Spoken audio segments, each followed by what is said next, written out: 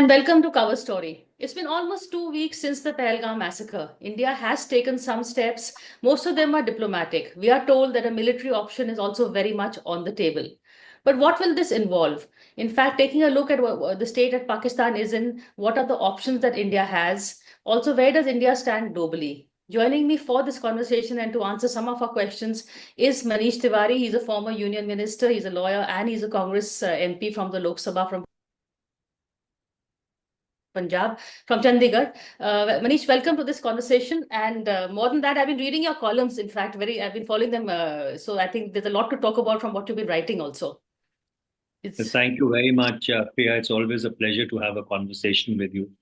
As I keep repeating, one of the quieter conversations which are left on television, maybe perhaps the only one. Thank you.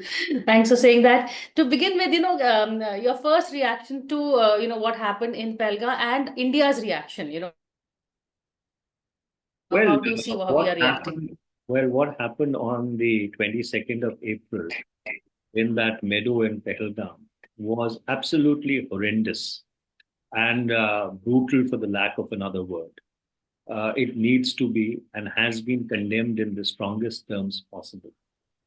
However, it is important to understand that where does the fundamental impulse to keep using semi-state actors in order to subvert India really comes from? And it all goes back to the creation of Bangladesh in 1971.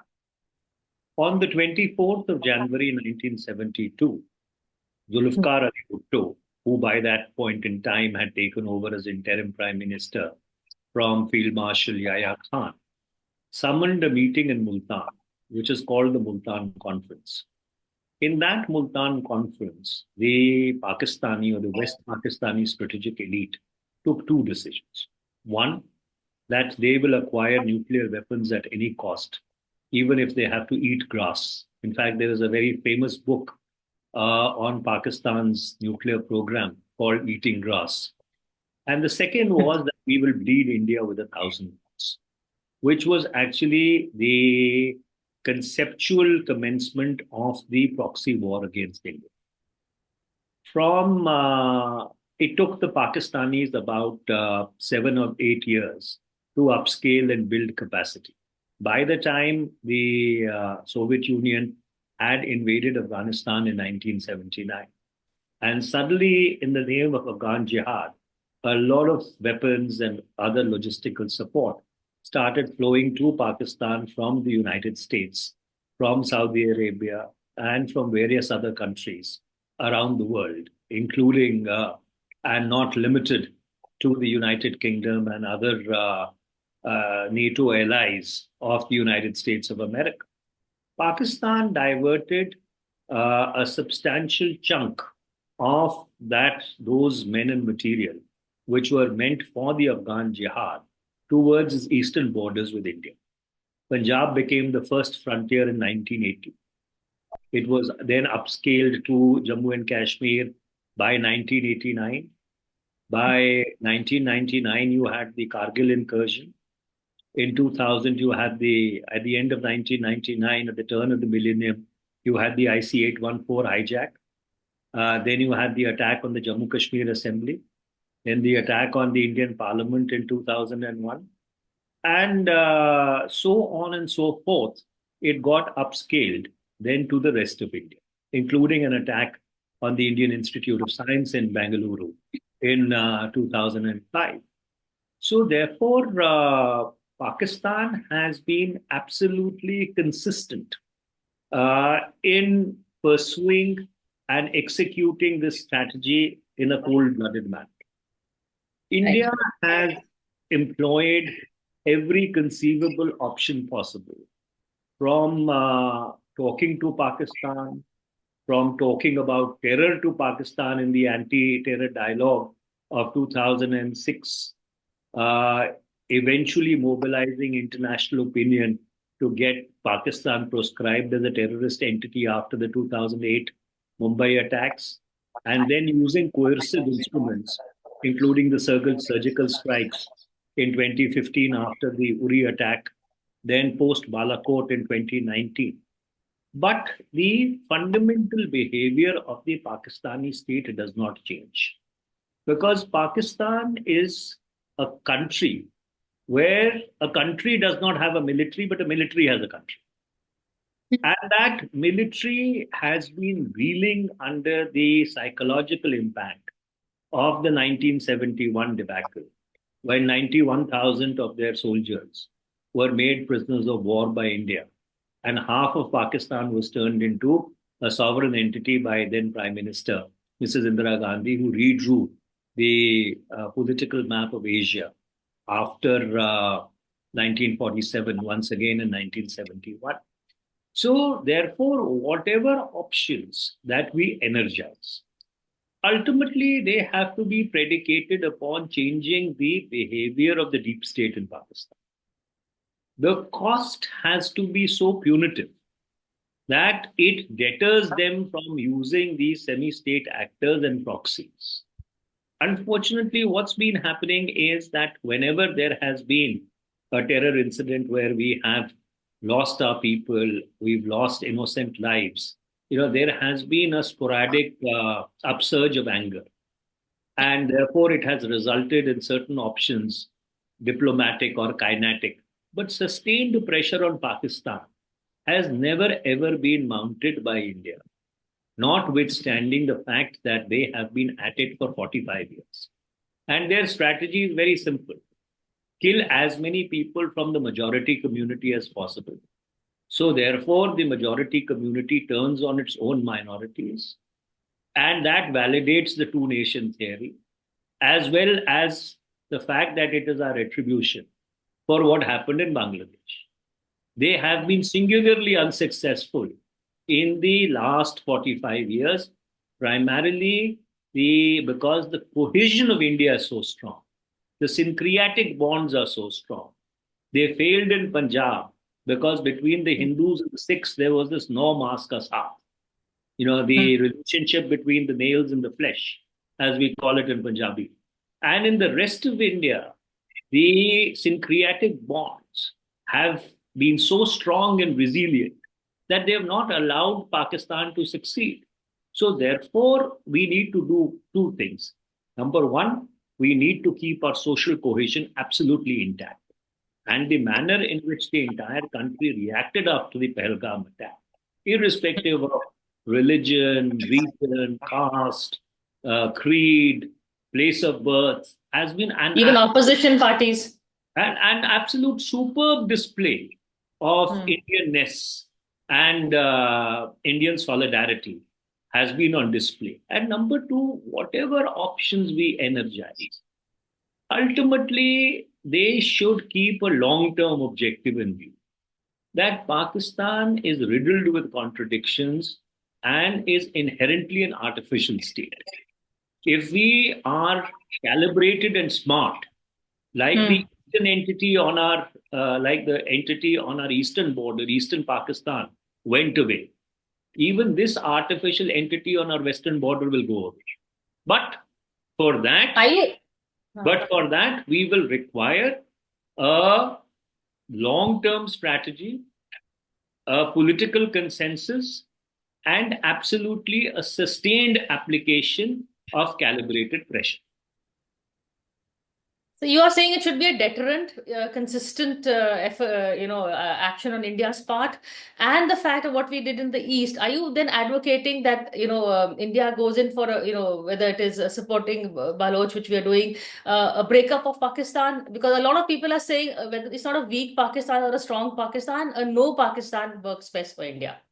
Well, ultimately, the fact is that Pakistan is, as I was earlier pointed out, riddled with fractures.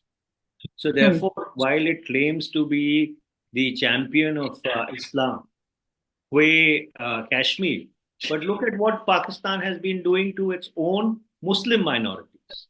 The sectarian violence against the Shias, against the Ahmadiyas, against the Khojas, against various other sects of Islam. It has been endemic in Pakistan. Number two, there is an active insurgency in Balochistan. And this goes back to 1947. Balochistan and the state of Kalat never wanted to be a part of Pakistan in the first place.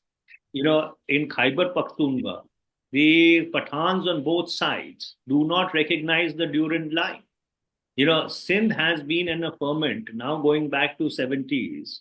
There used to be a very active Muhajir Qawmi movement, MQM, and its leader Altaf Hussain, of course, has been living in London for a very long time. So therefore, these internal contradictions of Pakistan must be allowed to play themselves out. And then in the Pakhtun areas, there is a very strong civil resistance movement which has developed against the forced disappearances, torture, and the extrajudicial killings being carried out by the Pakistani army. So, all in all, and plus, they are having the most torrid time with what they thought was their strategic depth after the Taliban came into Afghanistan. The Taliban still continues to patronize the Tehreek-e-Taliban Pakistan, which has been carrying out attacks in Pakistan itself. Otherwise, also the Taliban have not recognized the Durand line, and neither did Karzai nor did the Taliban in its first iteration, or even when the Najibullah regime was there, and even Pakistan's grandiose dreams that they would take control of the Bukhan corridor, which essentially separates Tajikistan and Pakistan, rather Central Asia and Pakistan, and then the Bukhan corridor is Afghanistan's gateway to China. The Taliban are not even prepared to give even a millimeter of a concession on that. In fact, when the Pakistanis attempted to put up these border posts, these kind of milestones, saying that this is the territory of Pakistan in the Bukhan corridor, the Taliban came and uprooted it and threw it away. So, therefore, this is a state which is hemmed in on all sides. Their economy is absolutely up a creek without a paddle. They've just done 2.6% growth this year. For many years, they had zero growth. So, under those circumstances, if India follows a smart strategy rather than this, upsurge of episodic anger when we get hit, Pakistan will unravel. It will take time. It is not going to happen overnight because, after all, it is a state which is owned by the military. The military has an all-weather relationship with China. Pakistan, China have a client-patron relationship. In addition to that, you have Pakistan, which has been a frontline ally of the US in first the Afghan jihad and this war on terror.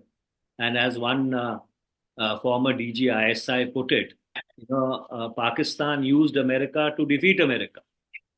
So therefore, you see, their strength has been that there have been these constant proxies in the ghost wars, which have been fought in South and Central Asia, now going back almost 4.5 decades.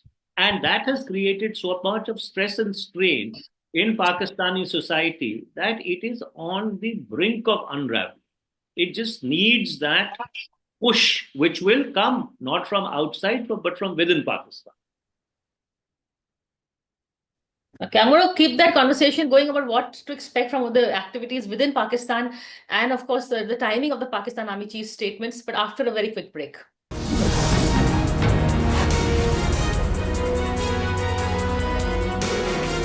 Hello and welcome back to a cover story conversation. I have with me former Union Minister Manish Tewari. We're talking about, of course, the aftermath of the Pahalgam attack, but the happenings in Pakistan and also, Manish, a bit about where China stands in all this. What do you, first of all, the timing of the general statements and the timing of the attack? Well, Why now? General Asim Munir's rant, whereby he basically invoked the 23rd of March 1940 speech of Jinnah, saying that Hindus and Muslims are two different people, and therefore they cannot live together, was probably the frankest admission of the kind of internal contradictions which are plaguing Pakistan and their attempt to try and paper over them by creating this enemy outside. Otherwise, there was no provocation for that statement at that point in time when General Asim Munir decided to deliver it. And number two, he has been very conveniently amnesic of history. So, a country which was created in the name of religion in 1947 actually split or got dismembered in 1971, 25 years later, in the name of language, because they were not able to keep their co-religionists who spoke a different language, had a different conception of what Pakistan should be, and they were unable to control the Bangla nationalism. So, therefore, in fact, the two nation theory was blown to smithereens in 1971 itself. But that remains, unfortunately, the only justification for what is left of this artificial entity, which was earlier called West Pakistan and is now called Pakistan. In fact, there is also a suggestion by one of the army former lieutenant generals that we interviewed saying that start owning POK. He's saying that, for instance, we have the proxy seats for POK in JNK Assembly, have a representative, proxy representative, and, start raising issues concerning them. So, as you said, consistent small moves rather than just reacting on a big You ticket. see, ultimately, there are two things.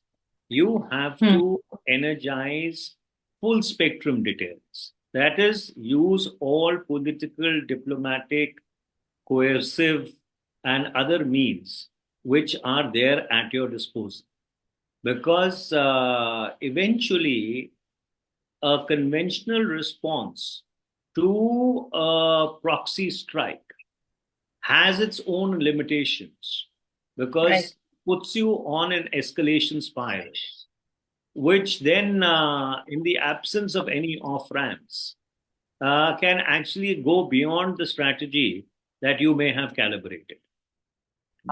Ultimately, your strategy has to be and should be that how do you impose this punitive cost on the Pakistani deep state, which is the ISI military and the semi-state actors that they spawn, all these terrorist networks or terrorist organizations, that they do not repeat this behavior again.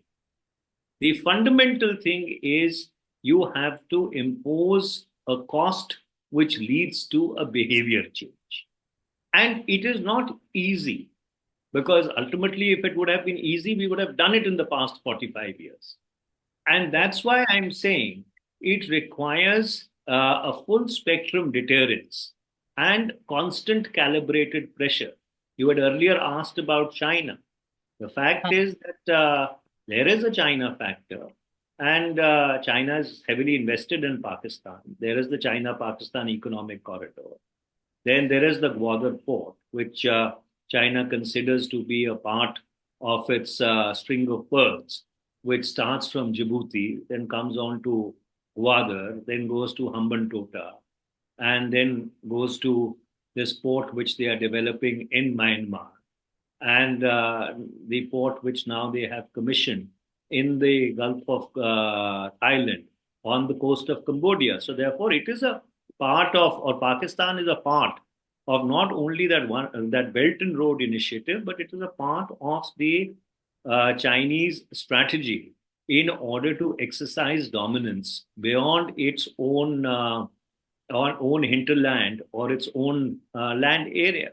So that's a factor which obviously you have to keep in your strategic calculus. But having said that, it is not easy it is not difficult if you are consistent to actually see that the unraveling of Pakistan, which may not be in the immediate future, but it is inevitable, will eventually take place, and this entity on your western border will go away. But sticking to China, for instance, if we do something, some military action, how would China react to that? In diplomatic circles in the United Nations, China has not been supporting us. On ground, how would it react? For instance, also China's reaction to the abeyance of the Indus Water Treaty. Well, according to me, the decision to put the Indus Water Treaty in abeyance Hmm. is actually a good decision, right? Okay. It sends out the proper political and coercive message to Pakistan. But the question is that to walk that talk, you will have to build capacity. At this point Hmm. in time, the eastern rivers, which have been given to India in terms of the Indus River Waters Treaty, namely the Satluj, the Byas, and Yeah. the Ravi, you are not able to stop the waters of these eastern rivers to flow to Pakistan. You are not able to fully utilize the waters of these three eastern rivers. And then you have the western rivers, which have exclusively gone to Pakistan, that is the Chenab, Jhelum, and the Indus. So, Hmm. therefore, keeping the Indus River Water Treaty in abeyance, uh, while it is a good coercive signal, but if you actually have to walk that talk, it will require at least 10 years or maybe 20 years of sustained effort to really bring it to fruition. But yes, as an upper riparian state, if we are sending this message to Pakistan that it cannot be business as usual, that blood and water cannot flow together. And ultimately, you will have to pay a serious national cost for the policy that you've been pursuing over the past 45 years, to try and create ferment and try and create communal contradictions within India, where you've not succeeded. If you still continue to persevere, then obviously there will be consequences for your action. Moving on, internally, how do you see? You've seen there has been a lot of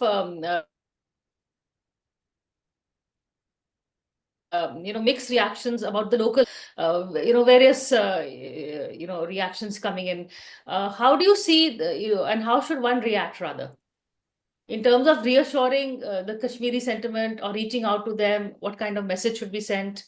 You see, one thing is very clear, and one thing should be very clear, that our biggest antidote against our external challenges is our internal cohesion. Under no circumstances should we allow that internal cohesion to be subverted in any manner.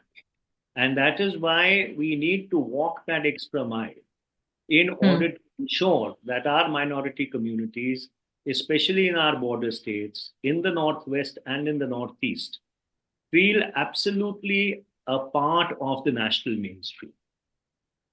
And that is why whatever is happening in Manipur or whatever may happen in the rest of the northeastern states or what happens in the northwest of India, Punjab, Jammu and Kashmir, in terms of internal social unrest or internal social contradictions, is something which the government needs to neutralize by walking that extra mile.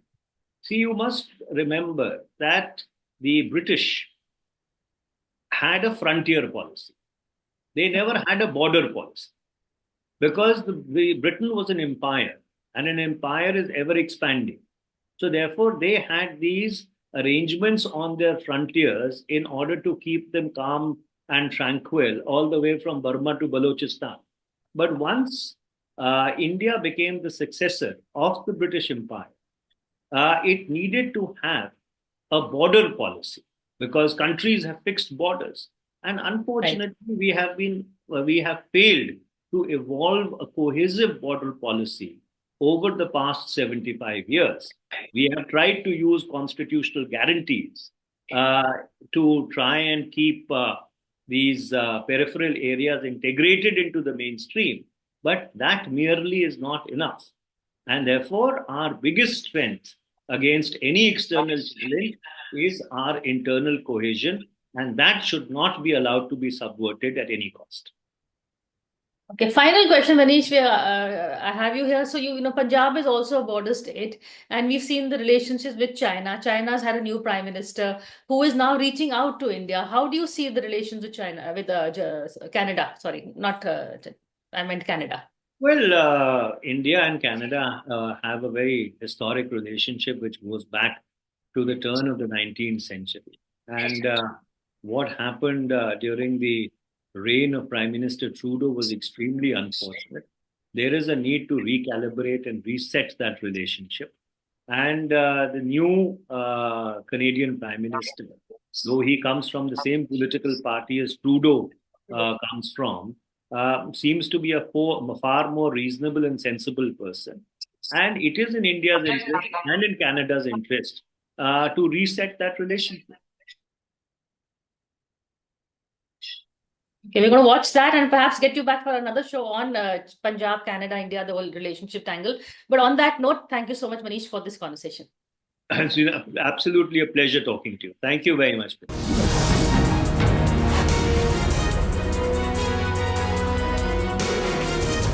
For more such videos, subscribe to the NewsX YouTube channel, hit the bell icon.